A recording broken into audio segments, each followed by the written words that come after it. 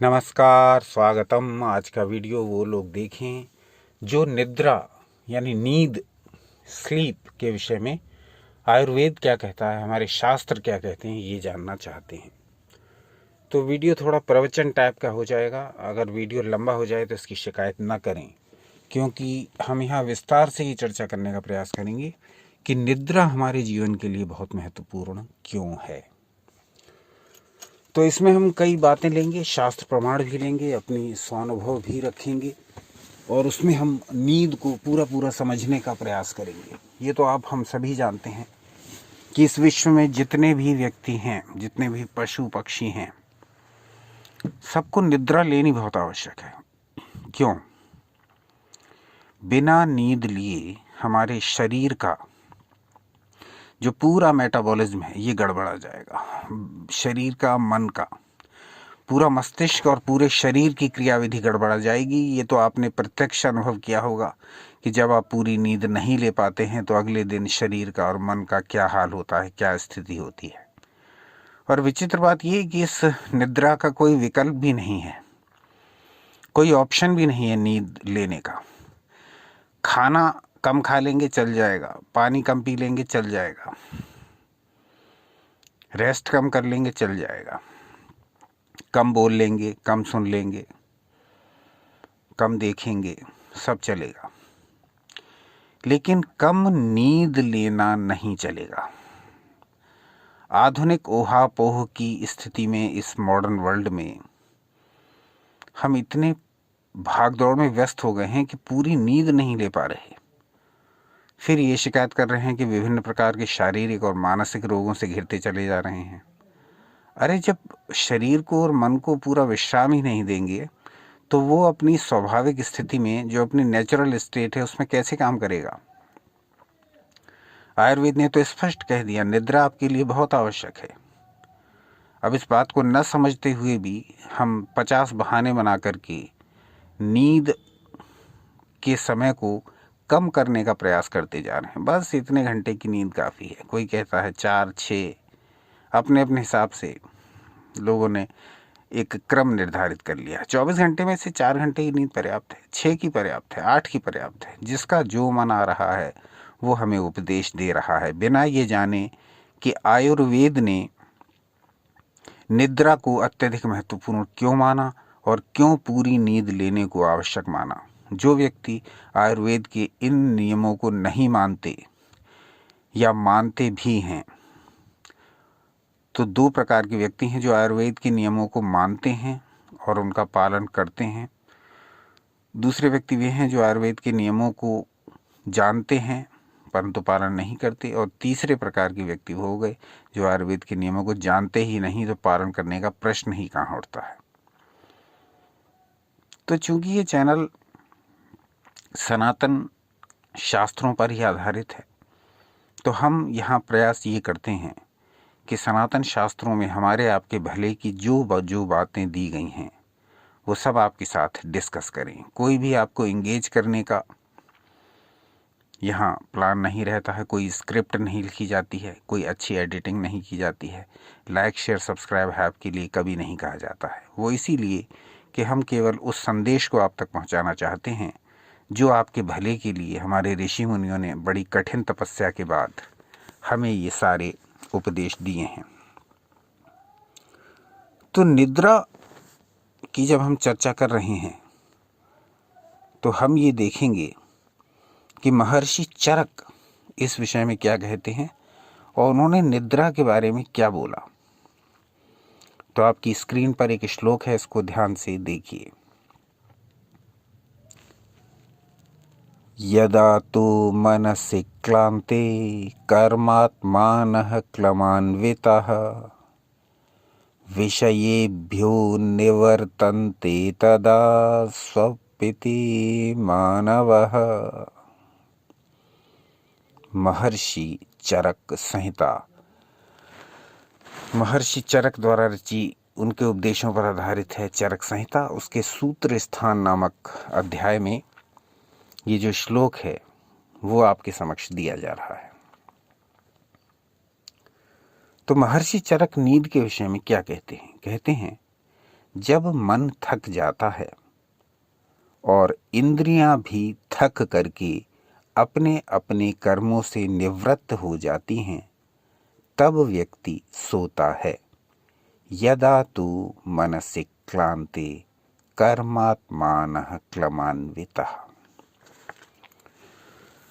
आपने स्वयं अनुभव किया होगा कि जब हम रोजमर्रा के कामों से, जब हम पूरे दिन की आपाधापी से, जब हम अपने सारे प्लान्स से, जब हम अपनी सारी एक्टिविटीज से पूरी तरह थक जाते हैं, हमारा मन और शरीर, तब हमें अंदर से एक अर्ज उठती है कि हाँ, अब सोया जाए। मन भी कहता है कि चलो विश्राम करो, शरीर भी कहता है चलो विश्राम करो। तो महर्षि चरक ने इसी बात को इतने सूक्ष्म रूप से अभिव्यक्त किया है, जो हम नित्य प्रति अनुभव करते हैं अपने दैनिक जीवन में। वो ये कि जब मन भी थक जाता है और जब इंद्रियां भी थक जाती हैं, तब व्यक्ति सोता है। उसको अंदर से ही इच्छा उत्पन्न होने लगती है कि अब सोया जाए, अब अपने आप को रिचार्ज किया जाए, अब अपने कामों को विश्रांति दी जाए। तो ये महर्षि चरक ने कहा। तो इसके कहने के पीछे उनका तात्पर्य क्या था? इसके कहने के पीछे उनका तात्पर्य यही था कि यदि अब हमें अगले दिन के लिए स्फूर्ति चाहिए, अगले दिन के लिए हम फिर से कर्मशील बने, अपने लक्ष्यों को प्राप्त करने के लिए हम जो भी काम कर रहे हों, उसके लिए पूरी नींद चाहिए। मन की शांति तभी मिल पाएगी जब मन की थकान दूर होगी। शरीर तभी सक्रिय रह पाएगा जब उसकी थकान दूर होगी। और जब थकान कब दूर होगी? जब आप निद्रा लेंगे, जब आप निद्रा देवी की शरण में जाएंगे, तब आपका मन और आपका शरीर रिचार्ज होगा। तब अगले दिन के कामों को आप पूर्ण कुशलता से कर पाएंगे। और जो लोग ये कहते हैं, हाय रे आधुनिक समाज, यहाँ बहुत सारे वीडियोस और रील्स देखता हूँ जिसमें ये कहा जाता है कि अरे नींद का समय कम करिए, सफलता चाहिए तो 4 घंटे की या 6 घंटे की नींद पर्याप्त है। यानी नींद का समय भी अब वो लोग डिसाइड करके दे रहे हैं जो खुद कभी ऋषियों की वाणी जीवन भर में नहीं पढ़े। यहाँ ऋषि स्पष्ट रूप से यह आदेश दे रहे हैं कि निद्रा हमारे शरीर और हमारे मन के पुनर्गठन के लिए, पुनः सक्रियकरण के लिए कितनी अधिक आवश्यक है। तो महर्षि चरक स्पष्ट कह रहे हैं कि जब मन और शरीर थकता है, तब मनुष्य को सोने की आवश्यकता हो जाती है।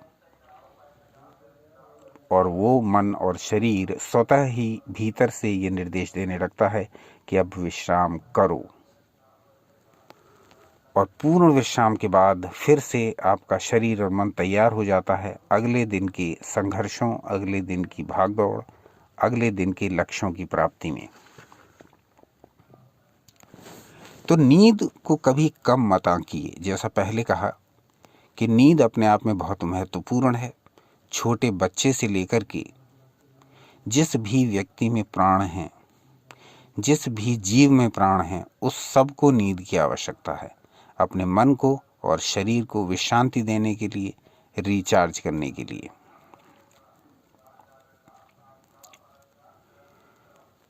तो निद्रा, जब ऋषियों के मस्तिष्क में ये शब्द आया, तब उन्होंने इस पर बहुत खोज की। नींद के विषय में ऋषियों ने बहुत कुछ लिखा। आप कहेंगे तो इस विषय में विस्तृत वीडियोस बनाएंगे, आगामी वीडियोस में भी इसके बारे में शास्त्रोक्त जानकारी देंगे।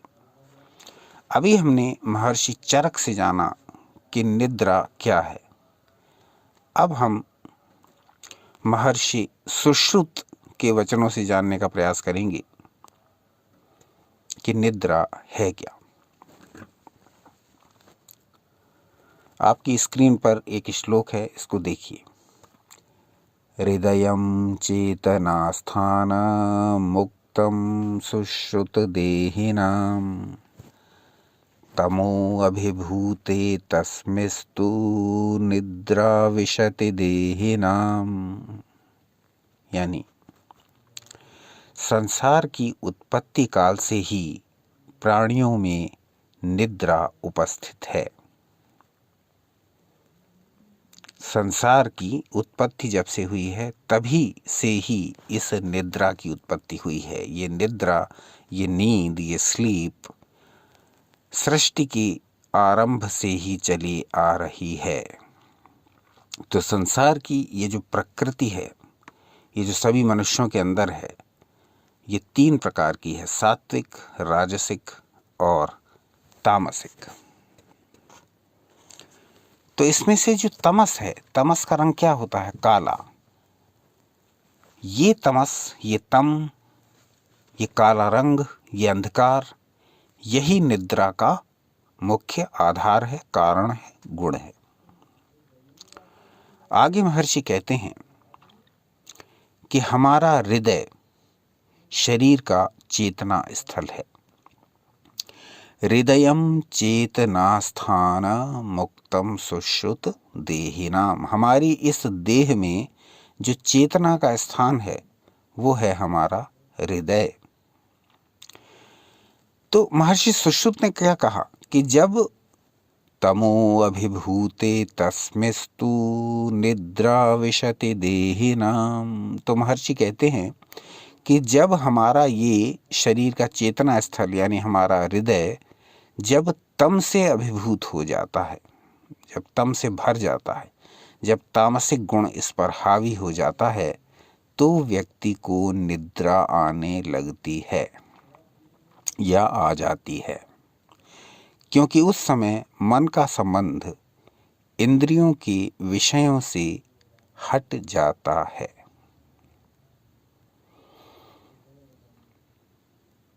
तमो अभिभूते तस्मिस्तु निद्रा विशति देहिनाम। निद्रा कब आती है देह में? जब हमारा चेतना का स्थल यानी हमारा हृदय तमो गुण से वशीभूत हो जाता है, आच्छादित हो जाता है। इसको महर्षि सुश्रुत कहते हैं, यह है स्वाभाविक निद्रा। स्वाभाविक निद्रा कब आती है, किसको आती है? जो व्यक्ति परिश्रम कर रहा है, चाहे वो परिश्रम फिजिकल हो या मेंटल हो, तो 2 ही लोगों को स्वाभाविक निद्रा आएगी। 2 ही लोगों का हृदय तम से आच्छादित होकर के उन्हें विश्राम के लिए भेजेगा। किन किन का? जो या तो शारीरिक श्रम करते हों या मानसिक श्रम करते हों। फिजिकल लेबर, जो भी मेहनत मजदूरी वाला काम करते हैं, उनको भी नींद स्वाभाविक रूप से आ जाती है, क्योंकि शरीर को वो पूरी तरह थका लेते हैं। पूरे दिन मेहनत मजदूरी करके, हाथों पैरों से करने वाले काम करके उनका शरीर इतना थक जाता है कि उनकी इंद्रियां अपने अपने विषयों से हट करके विश्राम चाहने लगती हैं। दूसरे प्रकार के व्यक्ति वो हैं जो मेंटल लेबर करते हैं, मानसिक श्रम करते हैं, मस्तिष्क द्वारा जीविकोपार्जन करते हैं, जिनका काम है अपने मस्तिष्क के दम पर अपनी जीविका चलाना। तो ऐसे सभी मस्तिष्क जीवी, उनको भी अच्छी निद्रा आती है। क्योंकि एक व्यक्ति फिजिकल लेबर करके अपने शरीर को थका डालता है, दूसरा व्यक्ति मेंटल लेबर करके अपने मस्तिष्क भाग को थका डालता है। तब इन दोनों को ही स्वाभाविक निद्रा आती है। अब जो व्यक्ति मेंटली या फिजिकली इनएक्टिव है, या कुछ व्यक्ति ऐसे होते हैं जो दोनों से ही इनएक्टिव रहते हैं, मेंटली भी वो कुछ नहीं करते और फिजिकली भी कुछ नहीं करते, तो ऐसे व्यक्ति को स्वाभाविक निद्रा नहीं आएगी। तो निद्रा अपने आप में इतनी अधिक महत्वपूर्ण है कि उसके विषय में बहुत विस्तृत वीडियोस बनाए जा सकते हैं। हमारा दुर्भाग्य ये कि हमारे विद्यालयों में कभी भी छात्रों को आयुर्वेद शास्त्र की शिक्षा नहीं दी जाती है प्रारंभिक स्तर से, बल्कि ये दी जानी चाहिए अवश्य ही, जिससे कि हमारे जो बच्चे हैं, जो संतानें हैं, जो नई पीढ़ी है, वो ये सब तो जान लें कि ऋषियों ने क्या क्या शोध किया है हमारे जीवन की हर बात पर, तो वो उन तक पहुंचता ही नहीं है और वो इंटरनेट के भरोसे रहते हैं, या जो मेडिकल रिसर्च होती रहती हैं समय समय पर और जो हर महीने 6 महीने 1 साल बाद बदल जाती हैं, उनके भरोसे रह करके वो अपने स्वास्थ्य को उसके अनुसार तौला करते हैं, बिना ये जाने कि ऋषियों ने हमारे शरीर की एक एक बारीकी के विषय में क्या बताया। तो जैसे निद्रा के विषय में ऋषियों ने बताया है, वैसे ही अन्य सारी बातों के विषय में भी ऋषियों ने बताया है। आप कहेंगे तो धीरे धीरे करके सब बताएंगे आपको। आहार ब्रह्मचर्य आदि के बारे में भी बहुत कुछ बताया है। अब निद्रा की चर्चा चल ही रही है, तो निद्रा से होने वाले जो लाभ हैं वो जो बताए गए हैं उनको ध्यान से देख लें। बताए गए हैं कि जिस व्यक्ति को सुखपूर्वक निद्रा आती है और वो पूरी नींद ले लेता है, तो कहा गया कि उसके शरीर में आरोग्य रहता है, उसके शरीर का पोषण भली प्रकार से होता है, यानी शरीर उसका पुष्ट रहता है, उसके बल की वृद्धि होती है, उसकी धातुएं सम रहती हैं, यानी वात पित्त कफ आदि सम स्थिति में रहते हैं, और सप्त धातु भी सम स्थिति में रहती हैं, जैसे रस रक्त मांस मेद मज्जा शुक्र अस्थि ये सब। इसके अतिरिक्त उसके शुक्र की वृद्धि होती है, वीर्य की वृद्धि होती है। इसके अतिरिक्त उसकी ज्ञानेंद्रियां अपने अपने विषयों में सुप्रवृत्त रहती हैं। सुप्रवृत्त रहती हैं ज्ञानेंद्रियां का क्या मतलब? कान अच्छी तरह से काम करते हैं, सुनते हैं, आंखें अच्छी प्रकार देख पाती हैं, वाणी अच्छी प्रकार कार्य करती है, जिह्वा अच्छी प्रकार रस लेती है। उसकी सारी इंद्रियां अपना अपना काम सुचारू पूर्वक करती हैं यदि वो पर्याप्त नींद ले रहा है, ले रही है, सुखपूर्वक नींद ले रहा है, ले रही है। ये तो बताए गए सुखपूर्वक निद्रा, स्वाभाविक निद्रा लेने से होने वाले लाभ। अब हानि भी सुन लीजिए। ऋषियों ने हानियां भी बताई हैं। जो व्यक्ति पूरी नींद नहीं लेते हैं, किसी भी कारण से समझिए नहीं ले पाते हैं, तो उनको क्या हानियां होने की या उनके शरीर में क्या विकार आने की संभावना है। तो कहा गया कि निद्रा ना आने से, यानी पूरी निद्रा ना आने से क्या होता है? दुख, शरीर में रोग, कृशता, यानी शरीर दुबला होना, पतला होना शुरू हो जाता है, कमजोर होना शुरू हो जाता है, वीक हो जाता है। इसके बाद कहा गया कि धातुओं में विषमता आने लगती है। उसकी जो सप्त धातुएं हैं ये पुष्ट नहीं हो पाती। उसके रस रक्त मांस मेद मज्जा अस्थि शुक्र ये सब के सब, इनका निर्माण से लेकर के इनका विकास तक डिस्टर्ब हो जाता है, और ये सातों धातुएं हमारी जो हैं उनमें विषमता आ जाती है। वो कभी भी एक साम्य स्थिति में नहीं रह सकती। फिर कहा गया कि ज्ञानेंद्रियों में अपने अपने विषयों में सम्यक प्रकार से प्रवृत्ति नहीं होती। तो उसकी जो ज्ञानेंद्रियां हैं वो सम्यक प्रकार से गति नहीं करती। ये तो आपने अपने अनुभव से भी जाना होगा कि जब आपको नींद पूरी नहीं आती है तो अगले दिन आपका मस्तिष्क भी भारी रहता है, आपका किसी काम में मन भी नहीं लगता। आयुर्वेद इसी बात को स्पष्ट कह देता है। फिर कहा गया ऐसा व्यक्ति जो पूरी नींद नहीं लेता है और इस क्रम को अधिकता से जारी रखता है, तो ऐसा व्यक्ति तीव्रता से मृत्यु की ओर अग्रसर होता जाता है। तो कितना अधिक महत्व है नींद का। इस नींद को जिसको हम निगलेक्ट करते हैं, पर कभी भी ये नहीं जानते कि भगवान ने, प्रकृति ने, परमात्मा ने, आदि शक्ति ने इस नींद का कोई भी विकल्प नहीं बनाया। हम चाहे पशु पक्षी हों, हम चाहे कीड़े मकोड़े हों, हम चाहे मनुष्य हों, नींद हमको लेनी ही पड़ेगी। क्या आपने कभी गौर किया कि 24 घंटे में से आधे समय दिन रहता है, सूर्य प्रकाश की उपस्थिति हमें मिलती है, और आधे समय रात्रि होती है, यानी चंद्र प्रकाश की उपस्थिति हमें मिलती है। कितना गहरा रहस्य है इसके पीछे, निर्माता का जरा ध्यान से समझिए।